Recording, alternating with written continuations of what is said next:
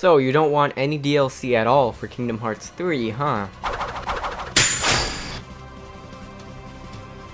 Hey guys, it's Harlem1. Kingdom Hearts 3 is still in development and probably will be for another year or two. No.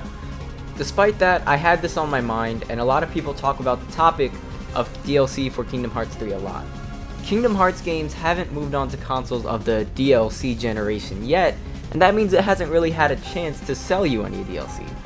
Most gamers today are very anti-DLC, and that's very reasonable considering the shady business practices that EA and Capcom have pulled in recent years with disc-locked content, or in other words, stuff that is already on your game disc that you bought, yet you can't access it without buying DLC for the game.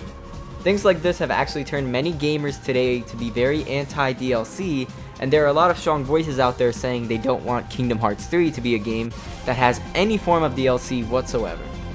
But what if I told you the Kingdom Hearts games we have been playing for years have always been open and done the practice of DLC? No. On a technicality, a Kingdom Hearts game has never sold add-on content on, say, the PlayStation Store yet, but the core practice idea of DLC, or adding onto the game, has been already used a lot in the Kingdom Hearts games. In fact, many people consider the quote-unquote DLC of the past Kingdom Hearts games the best parts of the series in general. Yup, you know what I'm talking about. I'm talking about the famed Final Mix editions of the Kingdom Hearts games. You see, back in the PS2 era, there were no online stores or way to download additional content for these games.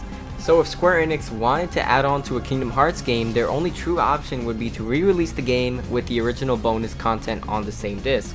The Final Mix games obviously were developed after the original releases of the Kingdom Hearts titles had already released to the public, so it's the same mentality of adding on to the finished product that the Final Mix titles strongly have in common with DLC. So I do think it's actually very likely that Kingdom Hearts 3 will have a form of DLC, and that DLC would be called the Final Mix. So the idea, or at least the mentality of DLC, is nothing new to the Kingdom Hearts series at all. Now, I already know a lot of people are going to say, hey, come on, we've waited for Kingdom Hearts 3 for 10 years. When they release it, I want it to be absolutely spotless and perfect. It needs to be a big, complete package with many hours of end game and a great secret ending. Well, to that I say, get real! Look, me, just like the next guy, would love to have Kingdom Hearts 3 never have a Final Mix and just be a KH2 FM level of endgame bonuses right off the bat. But if we want to look at it realistically, there are already many people anticipating Kingdom Hearts 3.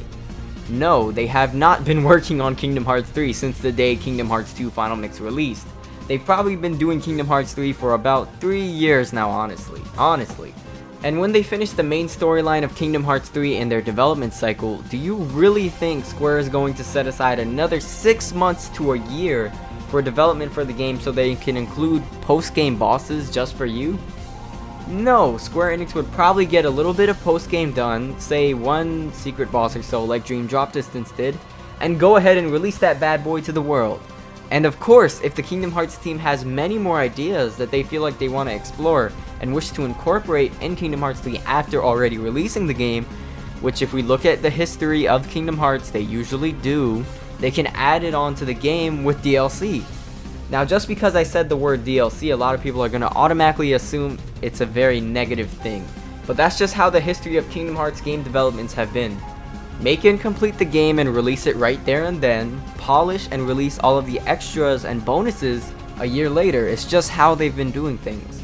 The Final Mix editions of Kingdom Hearts games have always added a lot of cool and worthwhile content to the games to really make everything better. I see them doing the same with Kingdom Hearts 3. In fact, Kingdom Hearts 3 Final Mix being DLC actually benefits us. It's probably cheaper than buying a whole new game. Back in the day, when a Final Mix Kingdom Hearts game released, you would have to pay full retail price again just to play the extras and buy a whole nother disc. If it was DLC, it probably wouldn't be $60, it'd probably be more like $20, and you actually save money doing this, which I think is something more people need to understand. I'm completely pro Final Mix DLC, it's all around a fantastic idea. Now, I know what you people are worried about. You don't want Square Enix to be nickel and diming us. Oh, you want to use that Keyblade? That'll be $3.99. Wanna play as classic KH2 Sora? $4.99. Wanna unlock Super Glide? $1.99. Now I totally agree, that kind of stuff has no place here, and if Square Enix ends up doing anything like that, I will be outraged. Big no-no.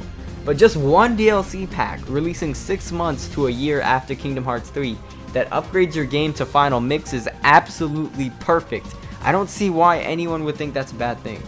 Just one purchase, one upgrade from normal to Final Mix, that's it. Sounds awesome to me. Let me know what you guys think about DLC and it connecting to Kingdom Hearts 3. I've been Zoralum1, and thanks for watching. That's all I have for you guys today, but I don't know if I can make it to the next one without your help. Give me strength.